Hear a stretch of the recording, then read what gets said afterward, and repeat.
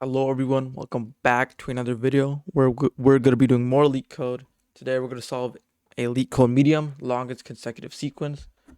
So let's just get right into it. So let's just read the problem. So given an array of integer nums, return the length of the longest consecutive sequence of elements that can be formed. So a consecutive sequence is a sequence of elements in which each element is exactly one greater than the previous element. So the elements do not have to be consecutive in the original array. And we also must write an algorithm that runs in big O of n time. So just to restate the problem that we just got, we basically have an unsorted list of integers and we want the longest chain where numbers increase by exactly 1. So let me just write that out. So consecutive meaning like x, you want x and then x plus 1, and then like x plus 2, and then so on and so forth. So however long it is, the longest one we want. So order in the array doesn't matter here either. And there are also duplicates, but we shouldn't let them mess us like up. So like immediately as you look at the solution, you immediately think sorting, right? Why can't we just sort the array? And that would work, obviously. That solution, there is a solution that's possible, but obviously the problem states we need to write an algorithm that runs in big O of n time, but the sorting is big O n log n time. So we need a better way to check is x present fast without sorting, so we cannot sort. So how do we do that? That's where the set data structure comes into play. So we can put everything in the input array nums into a set. So sets store unique values, so the duplicates will vanish, so we don't got to worry about the duplicates anymore. So let's just look at the examples here to get a better understanding. Let's look at example 2 here. So we have nums, and we have to find the longest consecutive sequence. So just scanning over this ourselves, we see 0, and then we have 1. Notice how there's 2 1s, but we only need to count one of them. We should not be counting both of them, and that's why making this into a set, that duplicate one would go away. But anyways, so we have 0, then we have 1, then 2, 3, 4, 5, and we have 6. So the output will be 7 because that is the longest consecutive sequence of elements in that array. So now let me just write one of them. Let's write this array out right here so we can go into the concept. So let's example 1, let's write this array out. So we have 2, 20, 4, 10, 3, 4, 5. And just using our brains, let's separate the sequences, the consecutive sequences. So let's go first one, 2, and then we have a 3, then we have a 4, then we have a 5. Then we have like 10, which is a sequence on its own. Then we have 20, another sequence on its own.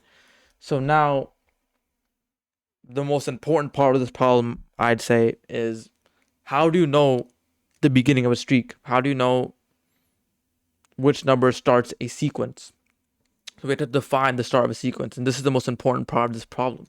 So notice if you just break the problem down like this, like we have here, you would notice it. So look at 2 here. How do we know that this is the start of a sequence? How do we code that up? Notice there is no left neighbor for 2, meaning like, so let's say each element is n minus 1. We should, so while we're looping through the set, we check each number. Does it have a left neighbor or n minus 1? If it doesn't, then that means it is a start of a sequence, if that makes sense. So that means nothing comes before it. So it's the left edge in the start of the sequence. So why do we care about this? Obviously, we care because if we start counting from every number, we recount the same streak many times. And we don't really want that. So now that is the hardest part of the problem to like figure out. And once you figure that out, the problem becomes really easy.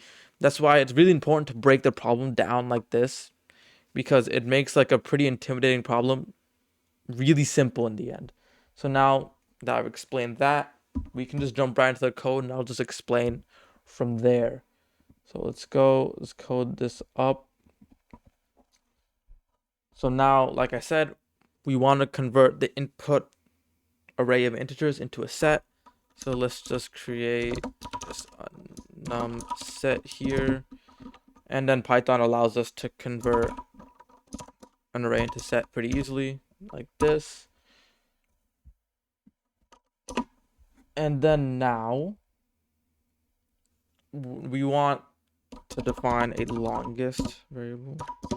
And this will store the best answer we've seen so far, so the longest consecutive sequence. So at the end when we return, this will be our answer. It'll be in here. So now, now we're going to iterate through the set. So for n, or number, every number in the set, in num set, and remember, we convert it into a set, so there's no duplicates. And also, looking up will also be big O, or like constant time, big O of 1. So now, what we need to do here is, now we're checking for the left neighbor, like I said. So if n minus 1, that checks, that tells us, so if there is a neighbor, if there isn't a neighbor, that's what I mean. So now it goes to each number. If there is no left neighbor, so if n minus 1 is not in num set, then that means that's the start of a sequence, like we said. Hold on, I can't even type right now. There you go. And then now we know when this condition is true, that means it's the beginning of a sequence. So now we can start this streak right here, or as, not actually, we'll just have a length here. That will be the current streak we're on right now. We'll initialize the length, and then that will be, this will define our current streak that we're on. And then when this condition is true, while, we'll have a while loop, and then we'll be checking for the sequence. So n plus length. So length will also be like a counter, so like 1, 2, so on and so forth. So now we're checking for consecutive numbers. I increased by 1, and the length will let us do that, length variable. So if these consecutive numbers are in the set, then we can just keep incrementing length by 1. Our streak keeps increasing by 1. And then at the end, we want to update the longest variable, which will have our best answer. So we can just do that by using the max method, or max function in Python, of max of the current streak and the longest streak that we have. And then that's really it. That's the whole problem. And then at the end, obviously, we can just return longest, and then that will be our answer. That will be the longest consecutive sequence. So if you run this, the test case should pass. Okay, hold on. Can't even type a for loop. So yeah, there you go. It works.